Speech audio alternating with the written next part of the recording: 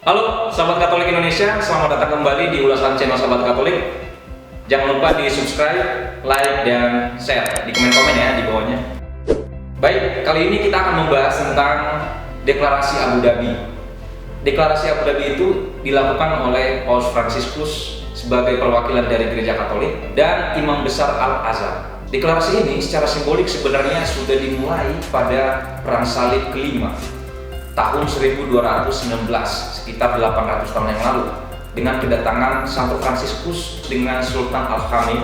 Jadi di era sekarang, perwakilan dari kedua agama ini melihat ada banyak sekali penyelewengan atas nama agama. Misalkan dari isu-isu politik, ekonomi, sosial budaya, bahkan sampai dari aspek kemanusiaan. Lalu kira-kira apa yang menjadi poin-poin dari Deklarasi Abu Dhabi antara Islam dan Gereja Katolik? Deklarasi ini dimuat dalam dokumen tentang persaudaraan manusia untuk perdamaian dunia dan hidup bersama.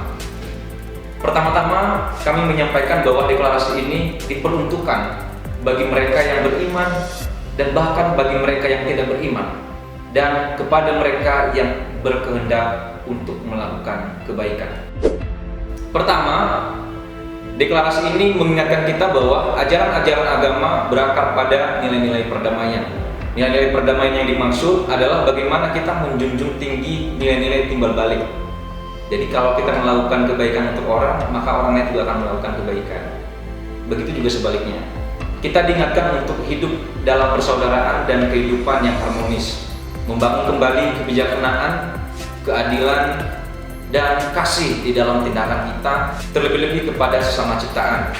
Ajaran-ajaran luhur tentang perdamaian ini bertujuan untuk mengingatkan kembali bahwa kita diberikan tugas untuk mendampingi generasi muda supaya generasi muda tidak terlalu materialistik di dalam proses kehidupan mereka selanjutnya. Mereka seharusnya diingatkan tentang keserakahan, kemudian ketidakpedulian terhadap ciptaan yang lain, dan terlalu mengandalkan hukum kekuatan dibandingkan kekuatan hukum itu sendiri di dalam kehidupan mereka. Yang kedua, kebebasan adalah hak setiap orang. Setiap individu menikmati kebebasan berkeyakinan, berpikir, berekspresi, dan bertindak.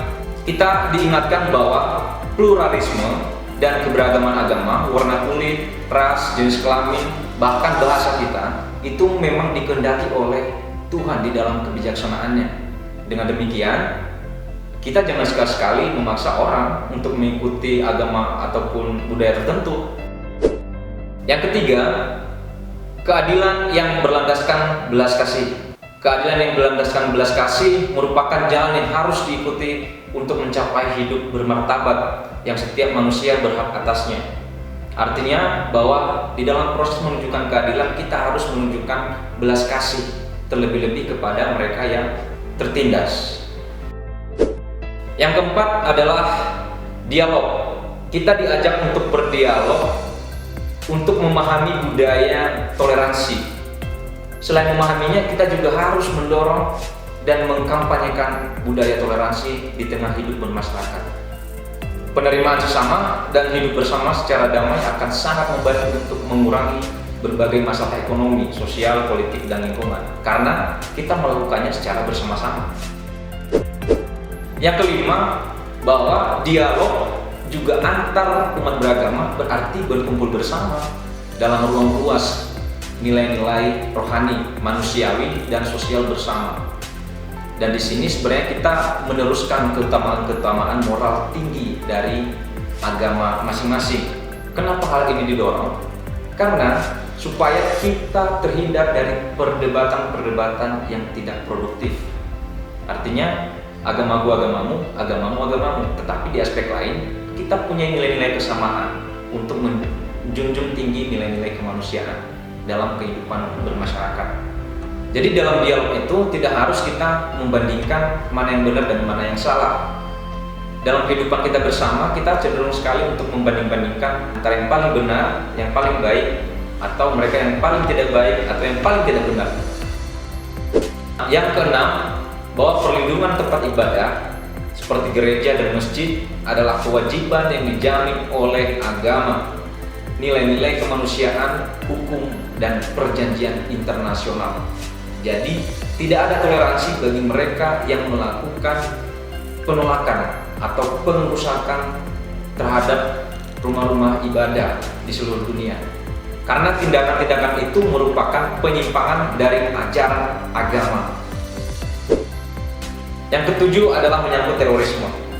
Terorisme menyedihkan dan mengancam keamanan, baik mereka yang di timur maupun di barat, utara maupun selatan, dan menyebarkan kepanikan, teror, dan pesimisme. Tetapi sebenarnya ini bukan karena agama. Bahkan ketika para teroris itu memperalatkannya. Terorisme itu disebabkan oleh akumulasi penafsiran yang salah atas teks-teks agama dan oleh kebijakan yang terkait dengan kelaparan, kemiskinan, ketidakadilan, penindasan, dan kesombongan. Kita dihimbau untuk menghentikan dukungan terhadap gerakan teroris dan penyediaan dana, penyediaan senjata dan strategi, dan bahkan dengan upaya mendukung melalui media massa.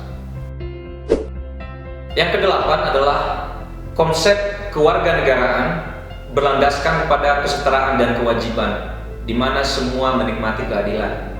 Hal ini mengajak kita untuk menolak penggunaan istilah minoritas secara diskriminatif yang menimbulkan perasaan terisolasi dan inferioritas. Yang kesembilan adalah hubungan baik antara timur dan barat tidak dapat disangkal karena keduanya diperlukan.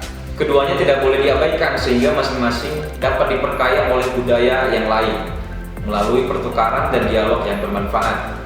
Barat misalnya dapat menemukan di timur obat bagi penyakit rohani dan agama yang disebabkan oleh materialisme dan tersebar luas. Dan di timur juga dapat menemukan banyak unsur barat yang dapat membantu membebaskannya dari kelemahan, perpecahan, konflik, dan kemunduran pengetahuan serta teknik dan budaya.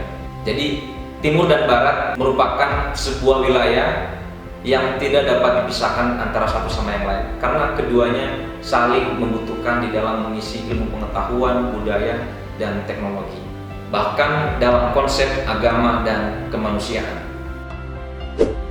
Yang ke-10 adalah menyangkut hak perempuan. Perempuan harus diakui haknya dalam aspek politik, bahkan pekerjaan dan pendidikan. Juga penting untuk melindungi perempuan dari eksploitasi seksual dan diperlakukan semena-mena untuk kesenangan atau objek keuntungan finansial oleh kelompok tertentu. Maka dengan ini kita diajak untuk harus menghentikan praktik-praktik yang tidak manusiawi dan sangat vulgar yang merendahkan martabat perempuan. Lalu kita harus melakukan berbagai upaya untuk mengubah undang-undang yang mencegah perempuan dalam menikmati sepenuhnya hak-hak mereka sebagai sesama ciptaan. Yang ke-11 adalah perlindungan terhadap hak-hak dasar anak, di mana seorang anak berhak untuk tumbuh berkembang dalam lingkungan keluarga yang sehat untuk memperoleh gizi yang baik, pendidikan dan dukungan. Ini dilakukan oleh utamanya adalah keluarga dan masyarakat sekitar. Maka kita berkewajiban untuk melindungi anak seperti perdagangan manusia, dan di sisi lain juga kita harus melindungi mereka dari bahayanya digital atau teknologi informasi. Yang terakhir adalah yang ke-12, menyangkut perlindungan hak-hak orang lanjut usia, mereka yang lemah, penyandang difabilitas, dan mereka yang tertindas adalah kewajiban agama dan sosial yang harus dijamin dan dibela melalui undang-undang yang ketat dan pelaksanaan perjanjian internasional yang relevan. Dengan keberadaan deklarasi ini, kita diajak semua untuk menjadi pelopor dalam mengkampanyekan budaya toleransi dan menjunjung tinggi nilai-nilai persatuan dan persahabatan bagi seluruh umat manusia. Dalam kesempatan ini, kami mengajak seluruh follower Sahabat Katolik untuk menyuarakan dan sekaligus mengkampanyekan budaya toleransi kepada sesama, terlebih dalam lingkungan gereja, dalam lingkungan sosial kita, terlebih-lebih dalam lingkungan kita masing-masing. Sampai jumpa pada ulasan berikutnya. Salam.